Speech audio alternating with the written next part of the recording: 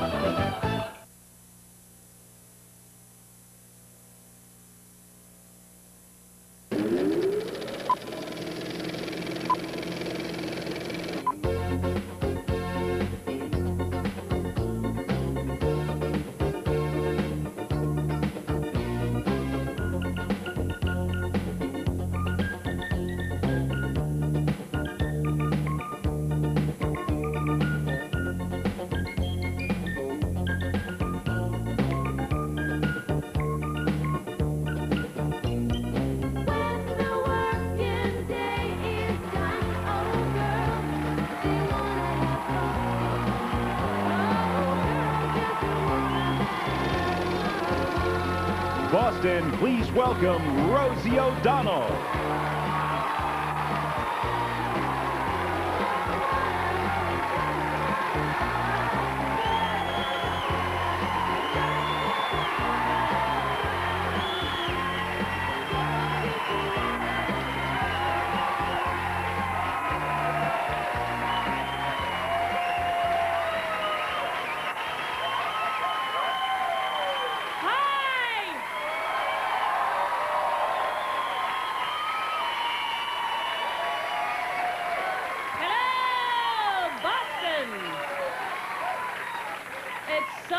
To be back here in Boston, where I went to college, where I started doing stand-up comedy.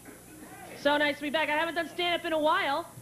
I had sort of a lucky run in the film industry, much to my surprise. Sort of shocking. The whole reason that I have a career at all in the movie industry is because I can play baseball.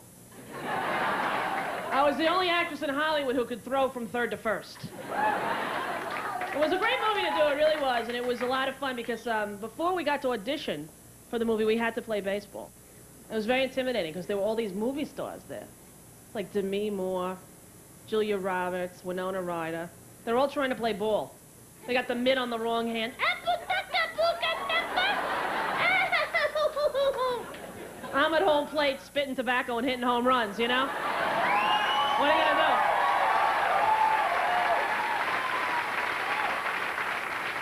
Julia Roberts actually came over to me.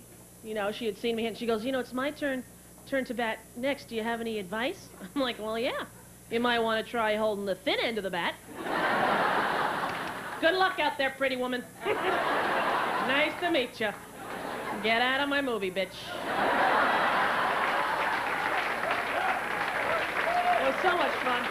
I was very nervous because I had to meet Penny Marshall, Laverne, Schlemiel, Schlemazel, Hasselbeff, Incorporated. I was so nervous. You know, I'm in the little waiting area thinking, don't call a Laverne, don't call a Laverne, don't call a Laverne. She comes out, hi, I'm Penny. I go, hi, I'm Laverne. Fuck! Luckily, she thought I was kidding. She laughed. Ah!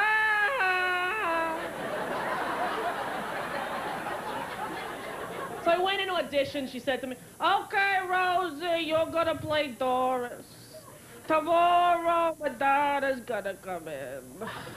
She likes you, likes me, she'll do the movie. Try to be funny, don't be nervous. Don't be nervous. I had diarrhea for 12 hours. I thought, what could I possibly say to Madonna? How do you connect to her? How do you make a bond with... I said, hello, I have a vibrator.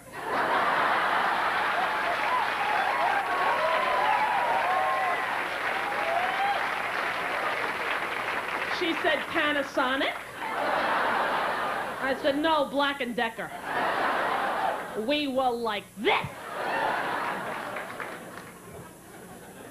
I actually ended up being in the film a lot more than I was supposed to. You know, it was a tiny part. It ended up a much bigger part. Not because I'm a great actress, because I was from New York City, and I was the only one who could understand Penny. All the women in the movie, we'd be in the dugout waiting for her. She'd come over. Okay, I need somebody to go over to third base or do something there with a bat or whatever.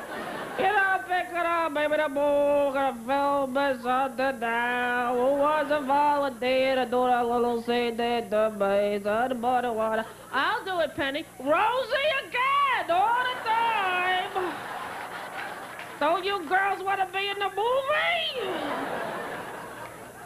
I had the pleasure of working with her older brother, a guy I just think is the greatest guy in the world, Gary Marshall, on my least successful film, a movie called Exit to Eden.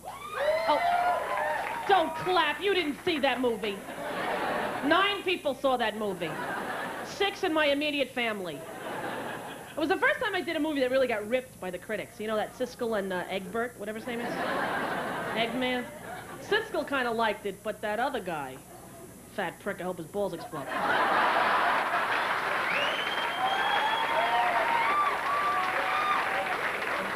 I hope he doesn't take that wrong.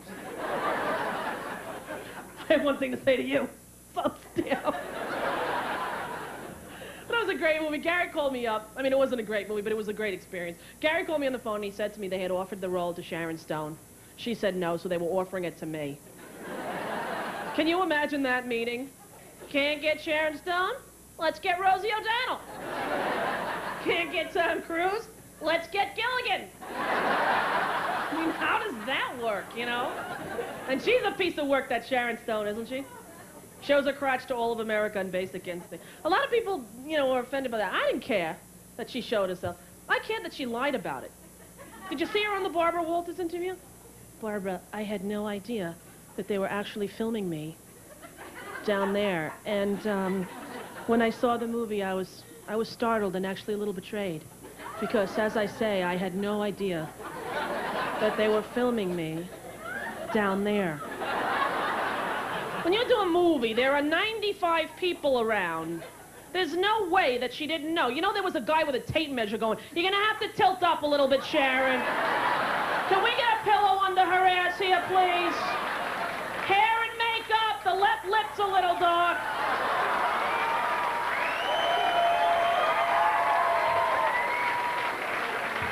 I had no idea that they were shooting me down there. Hell, if you want to be naked in public, do it, don't apologize. Because let's face it, if I had a body like Sharon Stone, I'd be butt naked every day in the frozen food section of A&P. Who am I kidding? I'd be going, I need more fish sticks.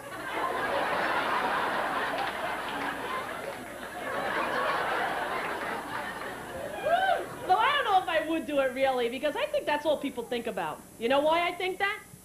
I met Harvey Keitel last month on an airplane. He came over, introduced himself, he's talking to me. The whole time I'm thinking, I saw your penis, yeah, I saw your penis in the piano and the bedroom tennis. 2 times saw your penis, 2 times saw your penis. He's talking, I'm humming. He's like, what song is that? Oh, you don't know it, Harvey. I saw your penis, I saw your penis. I don't know. It was a great movie to do, Exit to Eden. One of the best reasons was I met Iman, supermodel.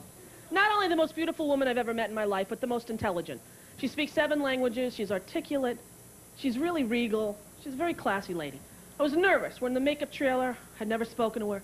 Makeup guy says, Iman, I just saw David Bowie outside, and he looks just as good now as he did in 1975. And she turns slowly and says, he's with me now, darling, he looks better.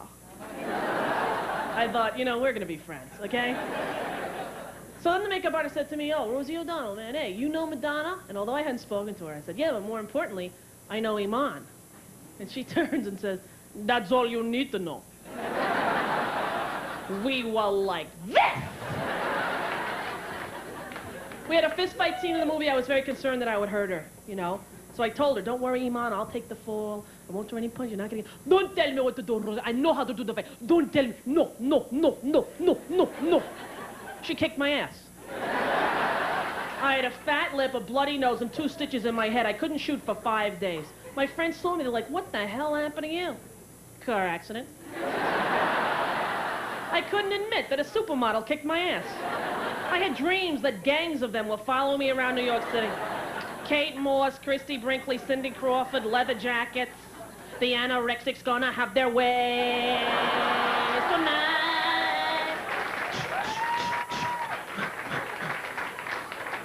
I dreamed they tied me up, gave me a makeover. Ooh.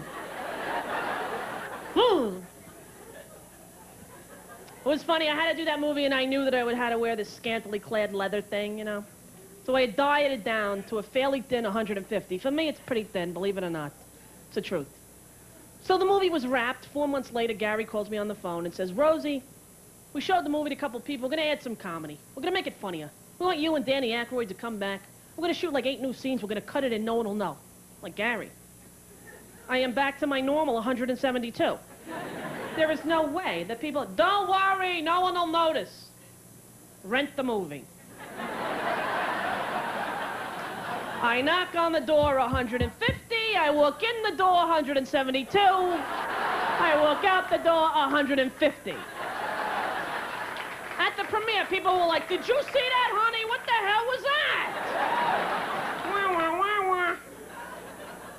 It was scary. I've been on every diet in the world. You know, I'm a yo-yo diet. I go up and down. It's very sad. I've been on the Slim Fast. You know this? Yeah, for breakfast you have a shake. And then for lunch you have a shake, that's right. And then for dinner you kill anyone in the room with food on their plate because you're starving by this point. What that condescending commercial, what do they say? They say, for dinner have a sensible meal. Oh, a sensible meal, never thought of that. Sensible meal. If I could have a sensible meal, I wouldn't need fucking Slim Fast to begin with.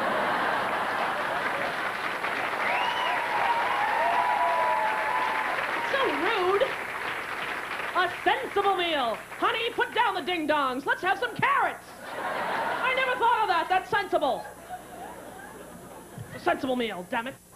My favorite diet's the Richard Simmons Deal-A Meal. Never been on the diet, but I love the commercial. You ever watch that show, 3 in the morning? You're sitting home, eating Doritos, drinking a Yoo-Hoo. There he is in his pink shorts, happy as can be. I'm Richard Simmons, and today we're going to go meet Jennifer, who lost 140 pounds. Jennifer! Surprise! Richard Simmons! Richard, before I was on the Deal-A Meal program, I was 300 pounds. I was sitting home, eating Doritos, drinking a Yoo-Hoo.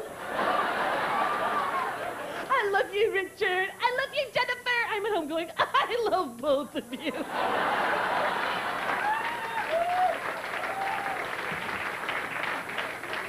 Weight Watchers, a lot of people have been on that, right? Remember Lynn Redgrave for Weight Watchers? This is living. Lying sack of shit. I'm gonna kick her ass if I ever meet her. You ever see her? If you're hungry and don't have ice cream or anything like that, simply have a lovely German chocolate cake from Weight Watchers. It's fabulous. Simply poop it in the oven and poop it in your mouth and your food for the whole day. It's the size of a goddamn coin, all right? I'm surprised they can get icing on something so small. There must be a little Weight Watchers factory somewhere with Oompa Loompas working there. Oompa Loompa doo-buddy-doo. I have some more cake for the fat you. Oh, it's horrifying. And it's only in the U.S., because I recently went to Mexico with my friend Jeannie, who's a model for the Ford agency, very tall, very pretty, very Barbie. Every Mexican guy was hitting on me. Sweetheart, mija, look at, how are you? Talk to me. Sweetheart, come over here, look at, what you need, what you need, what you need. I need you to shut the hell up, okay? I've been in your country 20 minutes. I'm a little confused. Why are you hitting on me and not my friend Jeannie? Between the two of you, there's no contest. Bone is for the dog, meat is for the man. So I'm moving down there next month. Figured, what the hell, why fight fate, you know what I'm saying? And it's very hard to be famous and struggle with a weight problem. Because strangers will tell you to your face what they think. It's hard. It's really hard. I was in Baskin-Robbins a couple months ago. You know, just looking. Okay, shut up. Anyway, I was there, and this lady said to me, "Hey, are you Rosie O'Donnell?" I said, "Yes, I am." She said, "I didn't know you was pregnant." Truth. 20-year struggle with weight came down to that moment. I looked at her. I said, "Yes, 4.5 months." And you shouldn't lie, because then she kept asking me, "Oh, yeah, what are you going to name it?" I go, "I don't know, either Ben or Jerry. I'm not sure." It's strange being famous, I tell you, because you do the same things that you used to do. You don't feel any different, but everyone thinks you're different. You do normal things, and people are shocked. Every time I go to McDonald's, somebody says, "What are you doing here?" Well, eating lunch. I don't know where people think I eat, the Caviar Palace. I'm sitting somewhere going, "Ha, ha, ha! More champagne and pate for me.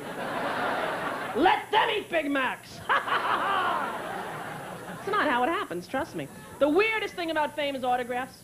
I don't mind giving an autograph to a child. You know why? If you're 9 years old and you see Betty Rubble at the mall, it's a pretty big deal. You're in school the next day, you're bragging. "That's right, I'll tell you guys one more time. My mom made me go to the mall. I didn't want to go. I was really mad. We were at the Limited, then I saw her. She came out of the fitting room. Betty Rubble. She signed my notebook one time. 1, 2, 3, that's it. My autograph, Betty Rubble." If you're 35 years old and you want me to sign a napkin, you got to get a fucking clue. What the hell are you going to do with my name on a napkin when you're an adult? And it's not that I mind the interaction. I like the interaction. When somebody comes over and talks to you, it's very complimentary. I was in Vegas last week. This guy goes, "Hey, Rose, my name's Bob. I think you're really funny. I love your movie." "Thanks a lot, Bob. Nice to meet you, man. I appreciate that, all right? Take care of yourself." Wait. Give me an autograph." "Bob, I don't give autographs to adults, but thanks a lot, man, all right? Thanks a lot. I'll see you later." Hey, wait, it ain't for me. It's for my daughter." "Okay, what's her name?" "Bob!" And no matter how hard I try to explain it, no matter how humane I try to be, it usually ends up, "Yeah, you know what? You're a fucking bitch." What do you say to that? I usually go, "No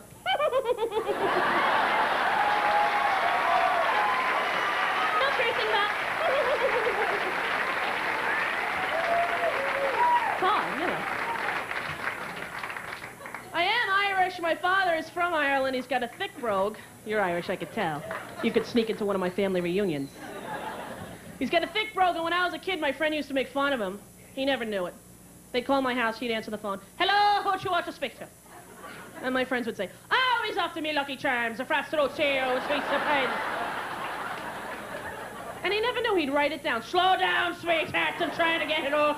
The frosted oat cereal." I'd come home, there'd be messages on the refrigerator. "Ro, Jackie called, said manly yes, but I like it too."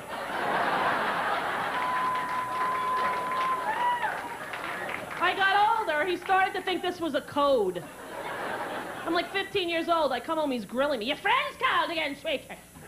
Lucky Charms, the Irish Spring. You're taking pot, aren't you?" "I figured it out, the whole lot of you, a bunch of pot takers. You don't be taking the pot in my house." He was very concerned with that in my adolescence, that I was taking pot. I don't know where he thought I was taking it to, but the transportation of the marijuana was paramount in his mind. I bought him a phone answering machine for Christmas. He still hasn't figured out how to leave a message. He called my father's house. "God damn it, Mary, how the hell you use this stupid piece of shit? Come over here, Lord, see if you can help me with the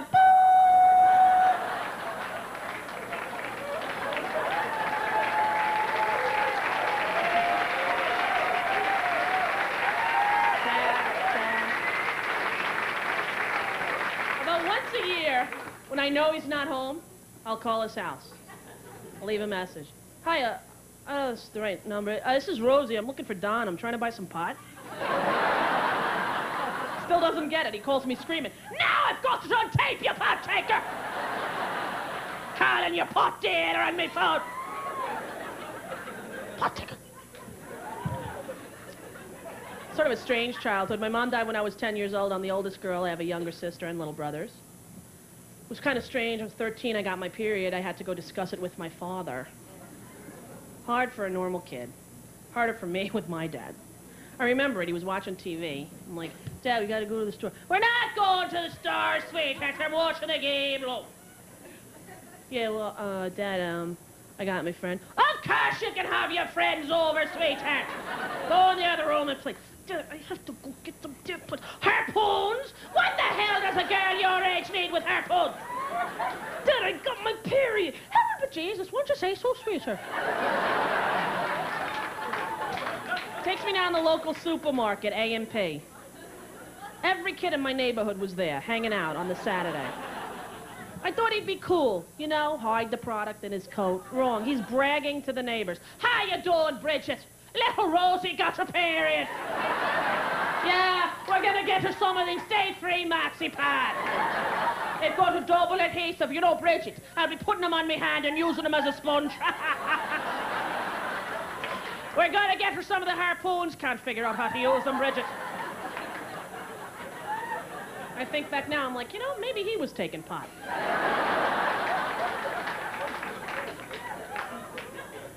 Strange, awkward. A few weeks after this happened, I remember I came home. All my little brothers were upstairs in the bathroom around the tub. They were playing boats with the maxi pads. They were. They had those little green plastic army men on them. You know, the ones like this?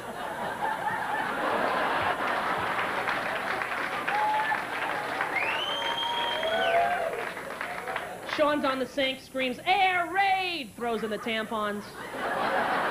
My other brother's shooting them. My father's screaming, "Don't touch the harpoons, you'll hurt yourself!" It's funny now after 10 years of therapy. My sister has 2 children, 2 little girls, 6 and 3. I'm so in love with these kids, I can't even tell you. She thinks I spoil them, but I think that's my job. I'm the aunt. Katie had a friend over, Brian. They wrecked their room. They're 6 years old. They pulled off the Lion King sheets. They knocked over the books. They threw away the stuffed animals. They went nuts. My sister sends Brian home, gives Katie the speech. Mommy and Daddy give you a very nice room. You have a timeout, young lady. You think about this room and what you want to do about it, and then you come talk to me. She comes downstairs 20 minutes later crying. I need to use the phone. She speed dials me. Andrew, this is Katie. I need you to buy me a new room. I hear my sister screaming, she will not buy you a new room. No, she will not. I'm on the phone going, yes, I will.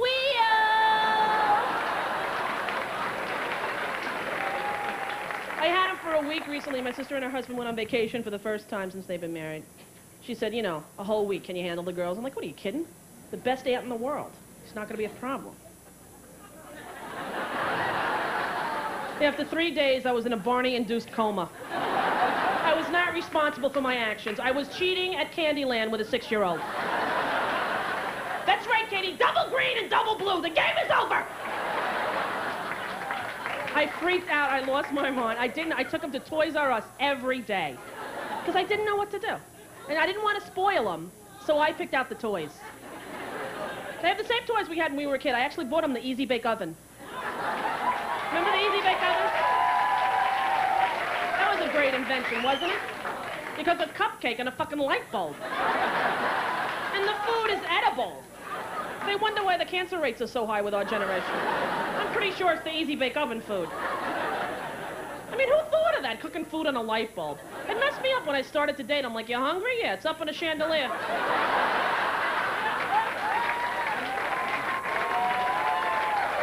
Can you hit the dimmer switch? I think it's burning up here.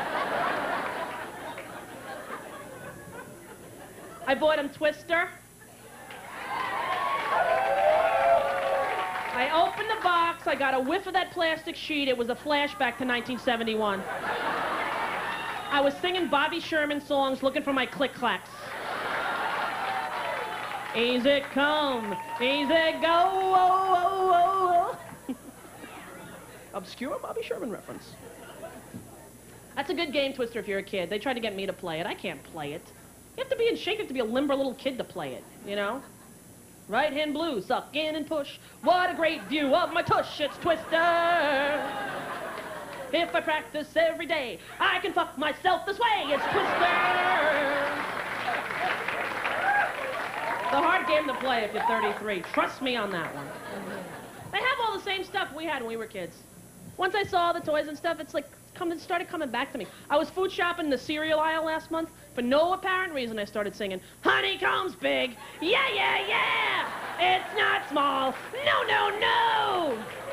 I didn't even know I knew that song. I ran into the cookie aisle thinking, I'm safe. I don't know any cookie. Oh, you never would believe where those Keebler cookies come from. They're baked by little elves in a hollow tree. Frozen food? Oh, poppin' fresh dough. Bake it up hot. Canned goods? Yum, yum, bumblebee, bumblebee, tuna. Candy? Sometimes you feel like a nut. Sometimes you don't. Peanut butter, I'm George got nuts. Peanut butter nouns don't because. First aid, I am stuck on Band-Aid. Got Band-Aid stuck on me. I am stuck on Band-Aid. Got Band-Aid stuck on me. Got the hoodin' ting, Band-Aid clinging soapy suds. That's useless shit stuck in my brain. I don't know why I know it. It's a waste. It's never going to be a category on Jeopardy. You're never going to hear, yeah, Alex, I'll take useless shit for 500, please. The answer is George Glass. Who is Jan's imaginary boyfriend?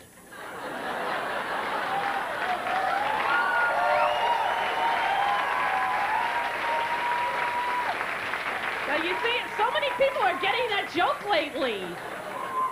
We're the Brady kids, aren't we? Have you seen the movie, the Brady Bunch movie? You must. You must see it. If you're between 25 and 45, it's a requirement that you see this movie. I've seen it like 9 times. I go every Saturday to the first matinee. It's me and a bunch of 9-year-olds. I'm singing at the top of my lungs. I think I'll go for a walk outside now. The sun is calling my name. I hear it now. I just can't stay inside. They're like, shut up, lady! You're scaring us! I love that show, The Brady Bunch. TV messed me up when I was a kid. I watched so much TV. It messed me up starting with Flipper. Remember Flipper? Little boy stuck in a boat, doesn't know what to do. Flipper, Flipper! I need a screwdriver!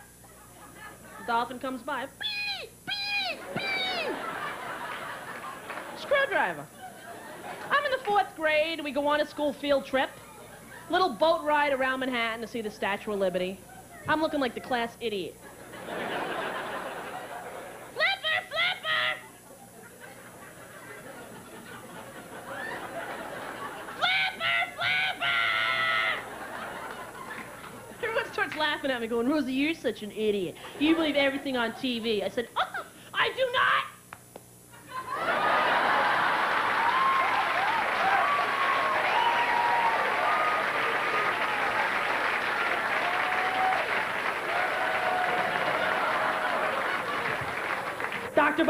Dr. Bombay, emergency, come right away.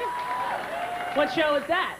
Bewitched, that's right. That show messed me up, too. Not the witchcraft, not the trickery. One year, they just changed Darren's. For months, I was walking up to my father going, Daddy, just checking. Actors change roles. They never explain this to children. Bill Bixby went from the courtship of Eddie's father to the Incredible Hulk. I never followed this. Every time I watched the Hulk, I expected a little Oriental woman to come out and go, Mr. Eddie's father? Why you big, lean, ugly massa now? For 500 points, what was her name? Mrs. Livingston, who said that? You get the point. Remember that? That was child rearing in the early 70s. They'd have a whole episode. Mr. Eddie's father? Can Eddie have cookie before dinner? Imagine that show today. Mr. Eddie's father? Eddie smoked a lot of crack before dinner.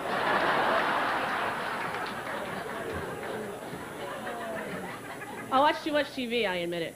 My favorite show now? Rescue 911. Love that show. I had to make a deal with my sister that I wasn't allowed to watch it unless she called me first. Because you know what would happen? I live in L.A., she lives in New York. 8:45, usually the best story's on. She's asleep. She's got 2 little kids. I call her house. There's a baby on the roof, and I don't think they're going to be able to get her down. She's dead asleep. Where's the baby? Where are you? Where are you and the baby? Hold on, hold on. It was the goddamn show, you know? So now, 6 o'clock, my time in L.A., every Tuesday, the phone rings, it's her. Hi, okay, a man falls in the river, an alligator comes by, bites his leg below the knee, they reattach it at the hospital. A small child is in the kitchen. The babysitter spills hot soup on her left arm. They do a skin graft, she's perfectly fine, no scarring occurs. A man has a heart attack while driving his pickup truck. His German Shepherd jumps into the cabin and drives the man to the emergency room.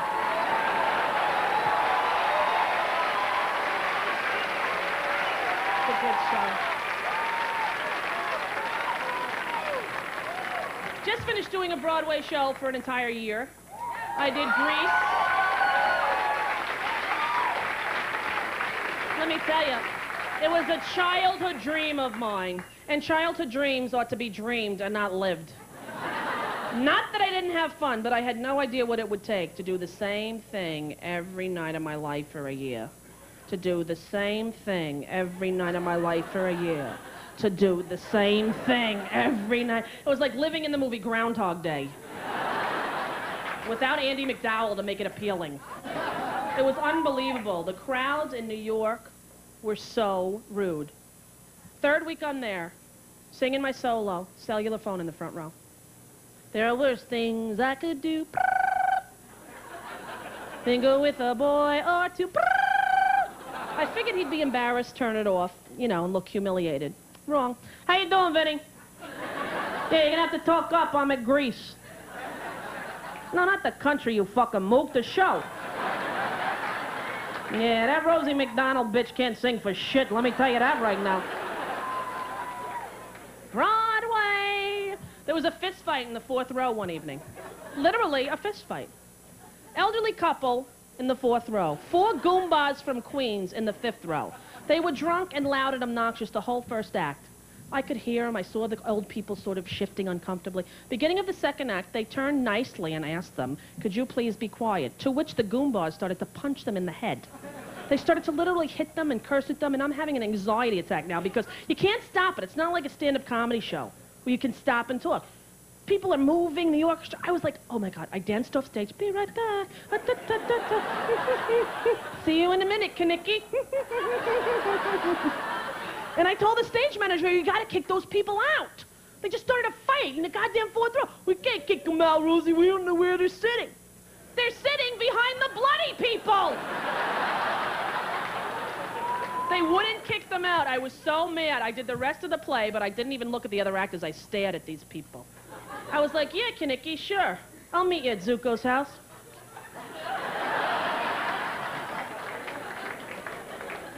At the end of the show, you know, we took our bows. I, like, cursed them out. I'm like, you are sick, man. You're sick to hit an old person in the head like that. You know that? You're out of your fucking mind. I should hit you in the head with a 2x4. And the audience started to clap because at this point, they had seen the cast of Cocoon pummeled before their very eyes. But the next day, in the New York Post, Rosie O'Donnell has a nervous breakdown on the set of Grease. Close family member says she's taking pot.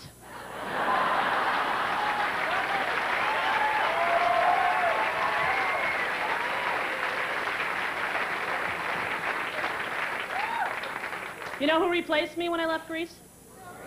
Brooke Shields, that's right. Because when you think of comedy, you think of Brooke Shields. She's actually very good in it. I saw her in it. It's not a hard role. It's not like Shakespeare. It's Grease. If I could do it, she could do it. She did great. I feel bad for her. Her name's been Brooke Shields her whole life. That's a tough name to go through. Don't you think Brooke Shields? Sounds like a feminine protection product. Ladies having a heavy flow day? Try new Brooke Shields. With wings. I want to have kids. I do. I'm 33 years old. I think I'm going to adopt. Single woman in the 90s. One of my friends, you know what one of my friends just did? They did artificial insemination. That's a scary concept.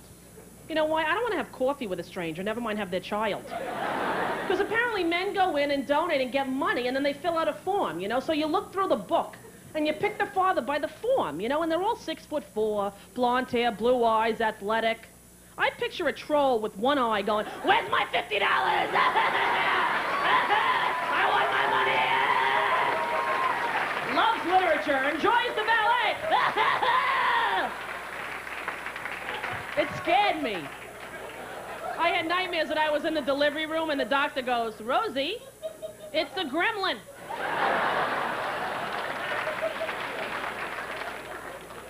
Fame is a weird thing. Get away with a lot.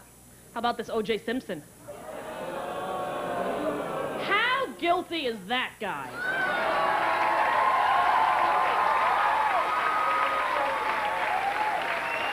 He's not? Yeah. It's pathetic. It seems unfair to me if you're rich, you get to have a $10 million defense team. You know, and we have to have Marcia Clark with her $40,000 a year. It's not fair. It's like Perry Mason against Scooby-Doo. She's up there, row. I mean, she's trying her best, but she's in over her head, you know? She badgers her own witnesses. Have you noticed that? So, Detective, you were the first police officer at the scene of the crime. Is that right? Thank you. So what you're saying, basically, is that as far as police personnel are concerned, you, in fact, were the first one to arrive there. Am I right? Okay, great. So just to clear it up, as far as cops are concerned and people who were there was just some dead people and you? Objection.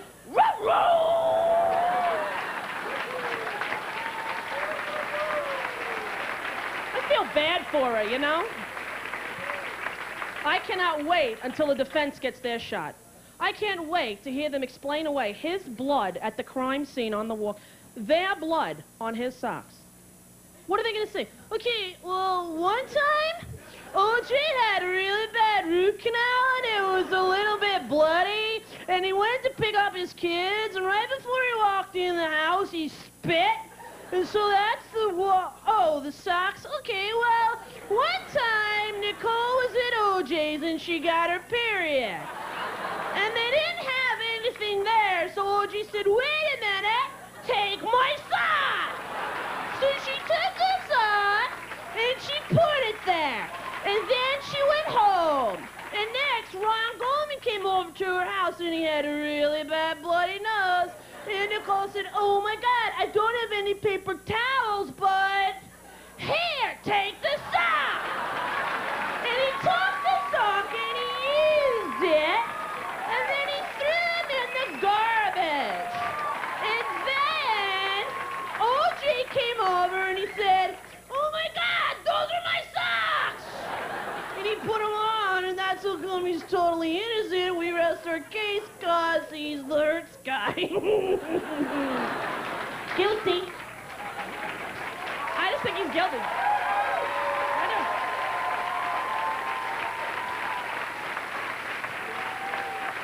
I think that there is no way in the world that that's how an innocent person acts. I don't care who you are. You're innocent. You've done nothing wrong. The cops show up at your house and say, "We hate to tell you this, but a woman you used to be married to, the mother of your children, is dead, and you're a suspect." Innocent person says, "What do you need?" "Take my fingerprints, take a hair sample. Fuck, give me a pap smear." Didn't do it. Did not do it. You're not in the Bronco with $10,000, a passport, and a fake beard going, "Where's Mexico? Where's Mexico? Get away from me! Get away from me! Get away from me! I want my mommy! I want my mommy!" Guilty. Guilty! He's a guilty guy. And the cops messed up. I'm the first to admit that. As soon as they found the dead bodies, they should have called Angela Lansbury. Would have been over in 38 minutes, and I'd get to watch all my children uninterrupted once again.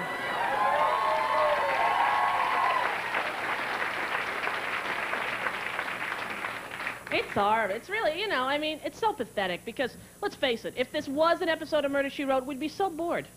We'd be like, the football player did it. What else is on? But we're there every day watching Kato. He is pathetic. He is. You ever catch a little kid lying? They try to come up with answers. They try to listen real hard. They're like...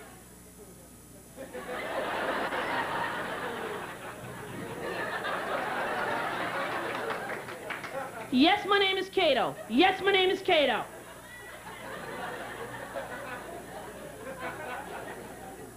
Yes, we went to McDonald's. Yes, we went to McDonald's. Like he's scanning his forehead for the answers to possibly appear. Very credible. Not as credible as Rosa Lopez. I started Bronco at 10:45. Where's my money? It's pathetic.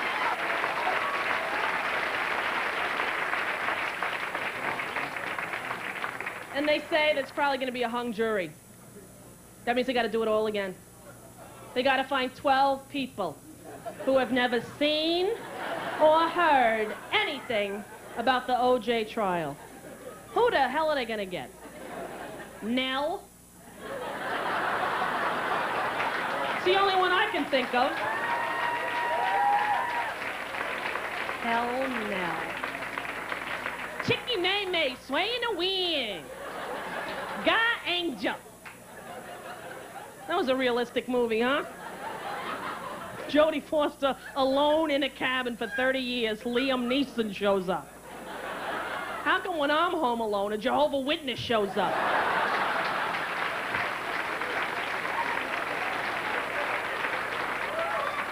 A UPS guy with a cold sore, you know? Never Liam Neeson, trust me on this one. Chicky May May, O.J. who? Hell now, Bell Swell. There's a chance, too, that he's going to get off, right? There's a chance he'll be acquitted. And I know 3 years from now I'm going to be at some big charity function sitting right next to him. Yeah, how you doing, O.J.? Nice to meet you, man. Yeah. Listen, could I have the steak knife? Thanks a lot, buddy. Nice to have you here. He's not the only celebrity in trouble. Somebody who annoys me even more than O.J. Simpson, is that possible? Woody Allen. Can you believe the nerve of this guy? Showing up in public with his lover/daughter. Incest, Woody, it's a word, look it up. Pedophile, what a concept. Ever hear of it? People actually come over to me and say, Rosie, that's not fair. They were never legally married, and besides, it's the adopted daughter. Oh, right. I forgot that rule. You can adopt a baby, and when she turns 16, fuck her! That's the Woody Allen clause in all the adoption contracts. I'm sorry, Woody, you're right. I forgot about that. He had the nerve to say during this whole fiasco that Mia Farrow was a bitch. She was the bad guy in this. Mia Farrow has adopted 12 children from third world countries, some of whom are handicapped, none of whom she slept with, and she's the bitch? Oh, right, Woody. She and Mother Teresa are up for cunt of the year. Yep. She's the bitch. Pathetic. I did it. Now I can finally relax. Every day my agent has been calling me for the last month going, please don't do that bit, Rosie. Please don't do that Woody Allen bit. People love him in Hollywood. It could hurt your career. Oh, yeah? So I won't be in Annie Hall 2. Eat me. Please.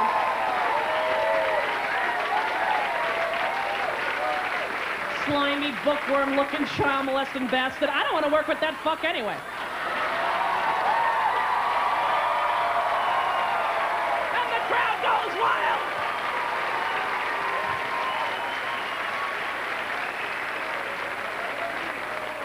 I just got a new puppy. I now have 2. The cutest. I didn't want another one. What happened was I got him on the last day that I had my nieces. I figured I couldn't take him to Toys R Us 7 days in a row. So the last day I thought, oh, we'll kill a couple hours at the pet store. There's a little baby girl puppy, looks just like my puppy. They were playing with her an hour, 2 hours. It's time to go. I'm zipping up the 3-year-old's coat. She's crying. Like, what's the matter, Julianne? She's like, it's just that I already love her so much that it makes me so sad. And inside of my heart, I am very much hurting because I think that this puppy is the real little sister of your puppy. And we're leaving her in the cage and it looks like a jail. And she didn't do anything wrong. And I'm so sorry that we're not going to get to keep her because... And, well, I love you more than I love Mommy and Daddy.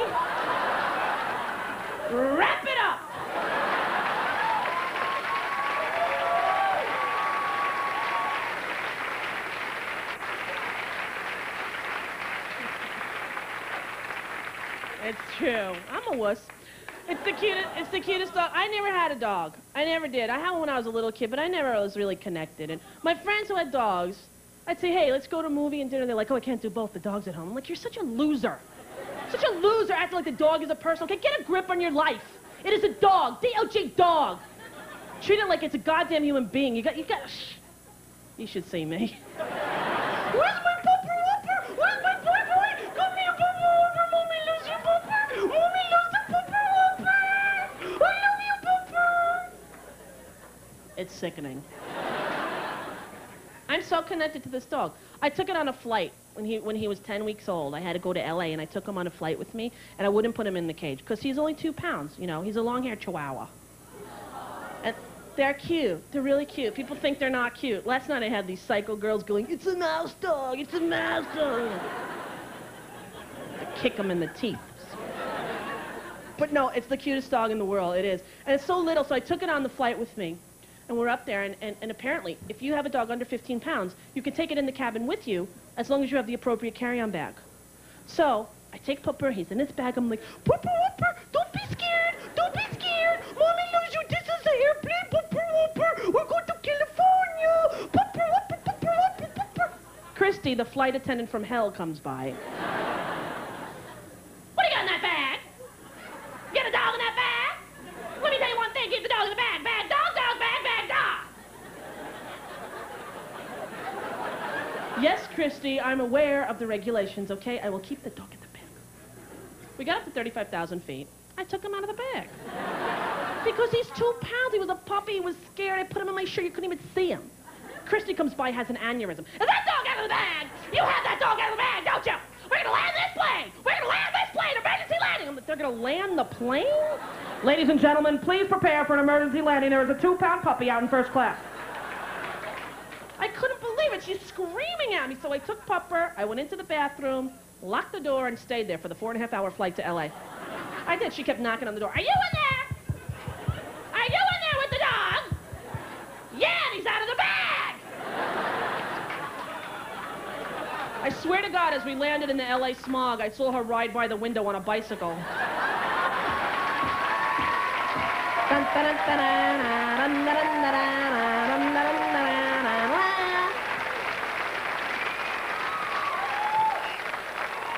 Anyway, I took it with me to Savannah. I was recently in Savannah, Georgia.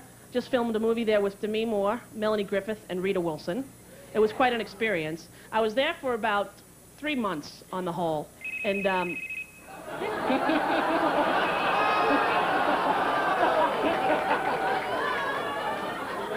Hi.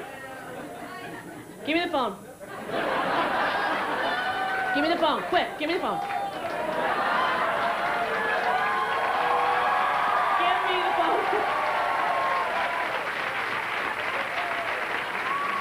What's your name? Ron, who's on the phone? Your wife, Karen? Hello? I can't hear you, what? Yeah, Karen, right? Oh, he didn't tell you about me? Oh, yeah, I've been seeing Ron for about 4 months now. Betty.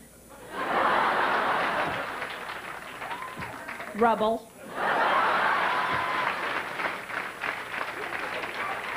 No, it is. I swear to God. I already did it. Yeah.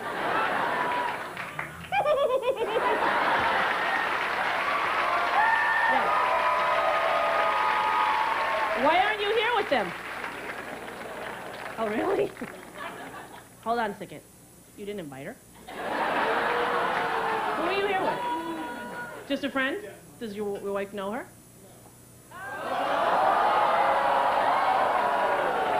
This is like a Jerry Springer episode come to life.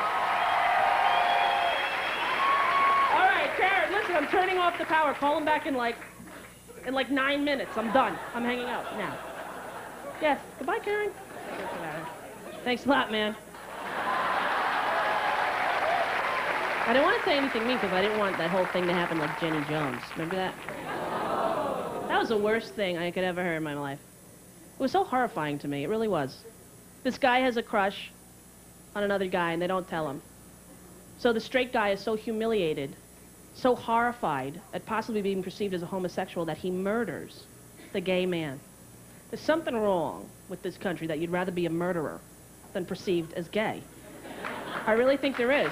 Because let's face it, if somebody has a crush on you, if somebody wants to have a relationship with you, thinks you're great, and you're not interested, simply say no. Go home, feel a little better about yourself, turn on the Black & Decker and sing. I'm too sexy for myself. Too sexy for myself. So sexy at her. I didn't finish Melanie Griffith, did I? All right, let me finish Melanie Griffith first. I met Melanie Griffith, and I never met her before, and I heard her speak. I was shocked. She sounds like Minnie Mouse on helium. And she likes to say fuck a lot. First day I saw her, she's outside of her trailer going, I can't believe this! I can't believe it! How goddamn long do I have to wait for a hot fucking dog? And what surprised me was not the fact that she said fucking, but where she put it. Most people use it as an adjective. I'd like a fucking hot dog. She broke up the noun. I'd like a hot fucking dog. I couldn't believe it. Demi came in, tried to calm her down. Hey, I'm real sorry, Melanie. Sorry about the hot dog. Can I get you a cappuccino? I don't want a cup of fucking chino, Demi! I want a hot fucking dog! It was hysterical. They're very rich women. You know, Rita Wilson, Melanie Griffith, and Demi Moore. They're married to Bruce Willis, Tom Hanks, and Don Johnson. They got a lot of money. First week we were sitting around waiting for the shot, and Demi actually said, you know, Bruce is planning on getting me a 20-carat diamond ring for my anniversary. And we're thinking of where to go. And Rita jumps right in. Oh, for over 20 carats, you have to go to Jackie Ellard in L.A. at 310-964-8201. To which Melanie says, what, are you out of your mind? If you want over 20 carats, you have to go to Jeannie Davis in New York. 202-941-8042 fucking 2. I couldn't believe it. They knew off the top of their head where to get a 20-carat diamond ring. I'm sitting here going, anybody want a stick of juicy fruit? I got food poisoning while I was down there. I went to a fast food restaurant. I don't want to say the name, but it sounds like Lindy's. Never had food poisoning before, don't want to have it again. Ate a sandwich at about 8 o'clock at night, woke up at 11, spin art. And it wasn't pretty. Next thing I knew was the morning I was in the hospital with one IV in each hand. And the doctor is yelling at me, what's your name, baby? What's your name? Look up. Tell me your name, sweetheart. What's your name? We need you to speak, darling. What's your name? I think I must be flatlining here, you know? I thought they were about to go, clear! I'm picturing William Shatner showing up with a film crew. It didn't happen. I said to him, Rosie O'Donnell. He's like, I thought so. Can you sign this autograph for my wife? I didn't think it was the appropriate time to tell him the autograph rule. I then realized it was a pretty big deal to have a pseudo-celebrity at the Savannah Hospital. The nurses kept waking me up. Yeah, I know you. You that movie star girl? I guess that would be me, yes. Uh-huh, I seen you. You're the big old girl that hurt the man. Excuse me? You're the big old girl that hurt the man. No, that was Misery. I wasn't in that film.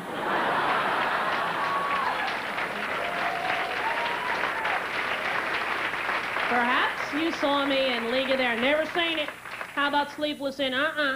But when you took that hammer and you busted his ankles, you scared the shit out of me. Another nurse came in. Precious baby, don't you don't feel good to you, sweetheart? No, you don't, angel. Can you do Mama a favor? Can you give me a little TT, baby? Any clue? Little TT? Urine sample. Who knew? Can I give you some TT? I don't have a clue. I decided I had to leave. I wasn't getting any sleep. I had to go to work the next day. The doctor comes in. You're not getting out of here, baby. You're sick. You understand me? You're sick. You got yourself some food poisoning. Want to see your chart? I'll show you your chart. See your tilts? You got very bad tilts. Basically, what it says right here, basically, is no movie tomorrow. No movie tomorrow. I started hearing banjo music.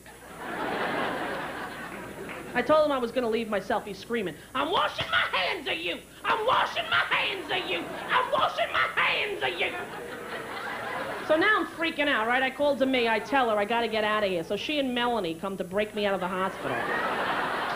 At 3 in the morning. You know, they have to be quiet, which was easy for Demi. She's whispering, okay, Rosie, come on, we're going to get you out of here. It's going to get... Not so easy for Melanie. I can't believe you've got food fucking poisoning!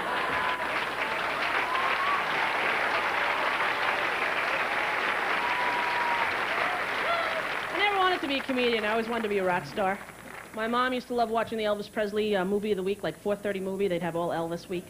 And I used to watch it with my mother, and I loved him. And I remember being 7 years old, I'd go into the kitchen, I'd take my Welch's Greek jelly, and I smeared it in my head to try to get it to look like Elvis, and I was scared I'd be in trouble, and I walked in, and my mom looked at me, she goes, honey, you look just like Elvis. And I went, well, thank you. Well, thank you very much. And so began my love affair with Elvis Presley. I always wondered, how did he learn this lip thing? He's the first guy to think of this. How did he come up with this? Remember you learned in science in 8th grade, if your parents could do this, pretty good chance you could do this? I think Elvis Presley's mother could do this. He's in the backyard playing with his friends. She comes out in the bathroom. Elvis, come home for supper. The green beans are ready.